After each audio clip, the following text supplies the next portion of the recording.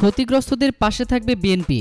BNP মহাসচিব মির্জা ফখরুল ইসলাম আলমগীর বলেছেন, চকবাজারের অগ্নিকাণ্ডে ক্ষতিগ্রস্তদের সাধ্যমতো সাহায্য করবে বিএনপি। গতকাল ঢাকা মেডিকেল কলেজ হাসপাতালে অগ্নিদগ্ধদের খোঁজখবর নিতে এসে তিনি এই কথা বলেন।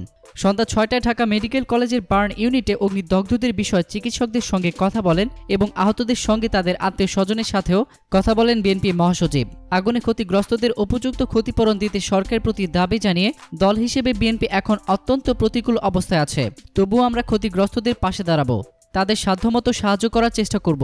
মির্জা ফখরুল বলেন, এটি একটি হৃদয় বিদারক দৃশ্য। সরকারের পক্ষ থেকে যে ধরনের ব্যবস্থা নেওয়া যায় তা নেওয়া হয়নি, ফলে মূল্যবান প্রাণ চলে যাচ্ছে। এই সময় বিএনপির ভাইস চেয়ারম্যান অধ্যাপক এজেড জাহিদ হোসেন, যুগ্ম মহাসচিব মাহবুবউদ্দিন খোকন, চেয়ারপারসনের প্রেসিং সদস্য সাইরুল কবির খান উপস্থিত ছিলেন।